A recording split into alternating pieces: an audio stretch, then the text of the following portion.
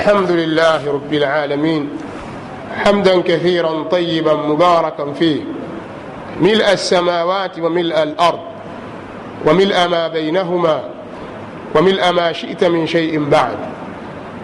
أهل الثناء والمجد أحق ما قال العبد وكلنا لك عبد. اللهم لا مانع لما أعطيت ولا معطي لما منعت ولا ينفع ذا الجد منك الجد. سبحانك اللهم وبحمدك لا علم لنا إلا ما علمتنا إنك أنت العليم الحكيم. والصلاة والسلام على البشير النذير والسراج المنير نبينا محمد وعلى آله وصحابته أجمعين والتابعين لهم بإحسان إلى يوم الدين وسلم تسليما كثيرا. وبعد. أيها الناس معشر المسلمين, ili hadithi hii ifahamike kunahitaji kupigiwa mifano, pamoja na kwamba maneno yako wazi sana.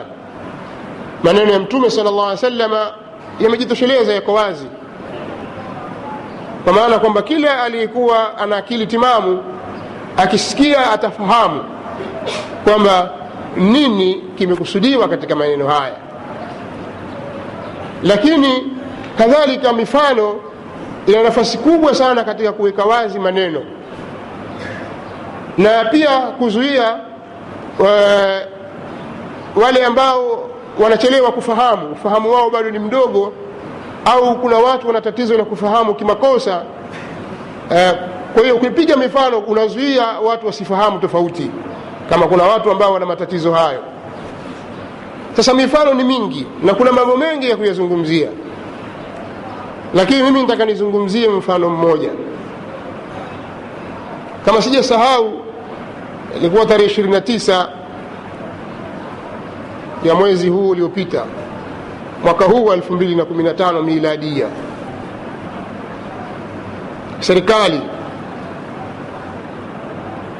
ilikuwa imeruhusu au imepeleka mswada fulani kuhusiana na masala ya mahakama ya kadhi bungeni, kwenye kamati, kwenye semina maalum kwa ajili ya kuelewesha, kuweka ufahamu sahihi kwa baadhi ya wabunge.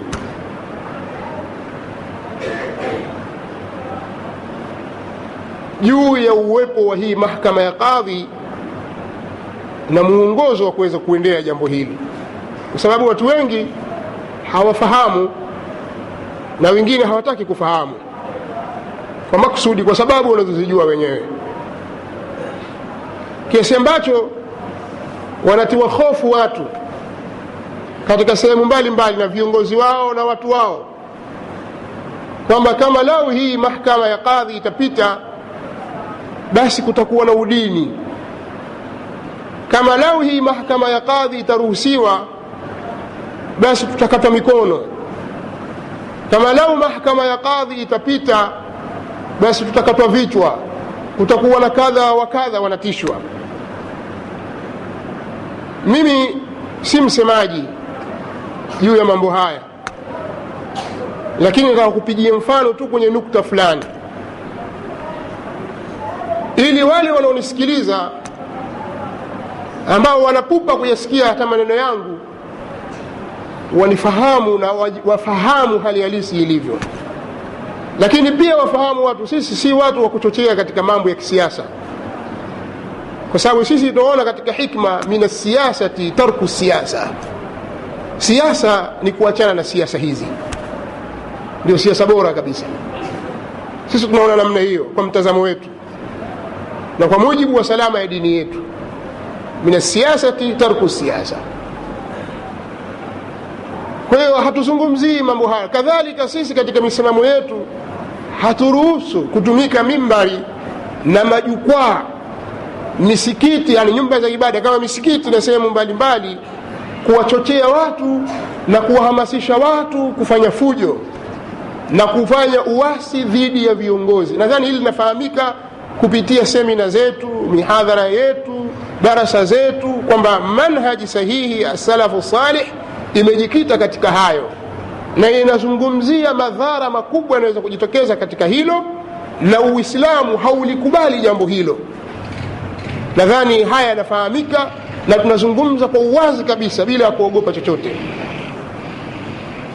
Sasa ili jambo lilipochukuliwa likapelekwa huko bungeni, waliokutana pale ni watu wasomi takriban, au wenye uelewa, au ni viongozi katika jamii, kulijadili jambo hili.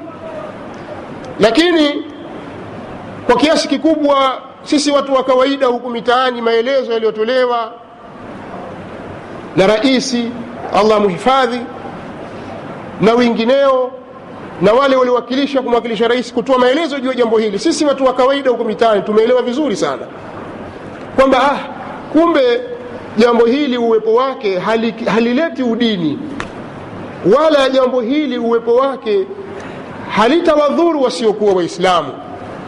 Ni jambo lilikuwepo likaondolewa na litakurudishwa tena.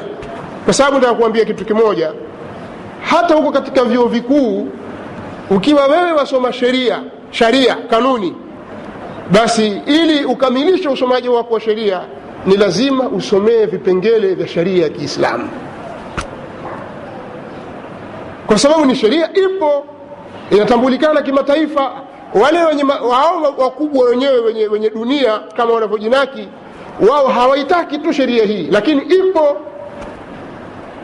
hawataki kuifanyia kazi. Na ndio maana kwenye kusomwa yasomeshwa, lakini hakuna sheria ya Kikristo wala sheria ya kipagani, sababu hawana sheria. Sasa ni mambo yapo, na kuna nchi sisi tuzifahamu, mfano jirani yetu kama Kenya, ambayo idadi kubwa si Waislamu. Mahakama ya kadhi iko kwa miaka mingi, tangu enzi ya mkoloni Mwingereza alipotawala Kenya, bali Afrika ya Kusini mahakama ya kadhi ipo, bali nasikia hata Uingereza mahakama ya kadhi ipo, na haidhuru chochote. Lakini sasa wale ambao wataona kwamba hawa ni watu wako mbele, wao wanaelewa tofauti, hii itakuwa udini, hii itakuwa kadha, hii itakuwa kadha. Haya tuyache haya, mimi sio niliyokusudia hayo. Nilichokusudia, kuna mmoja katika wale wabunge waliochangia, nazungumza wazi, alizungumza maneno ya ubaguzi, maneno ya dharau dhidi ya Waislamu, maneno ya uchochezi, maneno ya kuleta uchafuzi wa amani katika nchi, maneno ambayo lau kama ataachiwa basi athari yake ni mbaya sana. Yeye anachozungumza, anasema Waislamu nyinyi ni daraja la pili katika nchi hii. Walipokuwa wakipituana maneno, yuko mbunge mmoja akazungumza wazi kwamba nyinyi Waislamu ni watu wa daraja la pili katika nchi hii, kwa maana kwamba daraja la kwanza ni Wakristo. Kwa hiyo mambo yao yatatagulizwa kwanza, yatasikilizwa kwanza, alafu ndio tutawatazama nyinyi. Sasa tutakuwa na hiari baina ya kuangalia tuyachukue au tusiyachukue, kwa sababu nyinyi ni daraja la pili. Lugha kama hizi ingekuwa zinatoka kwenye migahawa huko, kwenye magenge, mitaani, kwa watu wa kawaida, tungeona kwamba hawa ni watu wanahitaji kueleweshwa, hawana uelewa sahihi, wala hawajui madhara ya maneno wanayozungumza. Lakini mtu kiongozi, na si mbunge tu, mpaka amekuwa ana martaba ya naibu waziri, anathubutu kuzungumza maneno haya, maneno ya ubaguzi. Sasa mimi nataka kusema kitu kimoja. Sisi kwa mujibu wa misingi ya da'wa yetu, kwanza tunaonekana sisi ni wanafiki. Kwa sababu gani? Kwa sababu kuna Waislamu wenye kupeleka mambo yao kwa jazba bila ya kuchunga misingi ya dini, ambao wao wataka kujichukulia sheria mikononi, ambao upeo wao katika kuyafikiria mambo ni mdogo, hawapimi maslahi na uharibifu unaweza kujitokeza kwa Uislamu na kwa Waislamu. Wanachukua hatua mikononi vile wanavyotaka wao kwa jina la Uislamu na jina la jihadi. Sisi tunawapinga hawa watu. Watuhesabu sisi ni wanafiki, na wanatoa juhudi zao kubwa kabisa kuhakikisha kwanza wanatuangamiza sisi. Na haya kwa wazi, matukio ambayo yamejitokeza sehemu mbalimbali ya watu kupigwa, watu kuuawa na damu kumwagwa na hofu mbalimbali ambayo yametuelekea sisi, huu ni ushahidi wa kutosha. Lakini kwa sababu sisi tunachokizungumza ni dini, hatutanyamaza, tutajaribu kuelewesha. Na walillahi alhamdu, juhudi tunazozifanya katika vyuo vyetu, madarisi zetu, mihadhara yetu, semina yetu imeleta natija kubwa sana ya kuwabadilisha watu kifikra, jambo ambalo serikali haiwezi. Hawana uwezo wa kubadilisha watu kifikra. Serikali ina uwezo wa kutumia nguvu, ambavyo si kila wakati nguvu zinasaidia.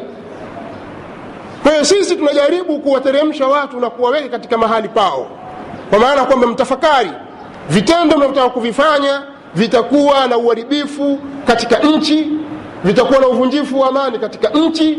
Sisi katika Uislamu wetu hatutapata faida yoyote, Uislamu hautakwenda mbele, pingine ikawa ni sababu ya Waislamu kukandamizwa katika mustawa wa kitaifa na kimataifa kwa sababu ya vitendo vya baadhi ya watu. Vyuo vikafungwa, misikiti ikafungwa. Tunawatahadharisha na haya yako wazi, tunayazungumza kila siku.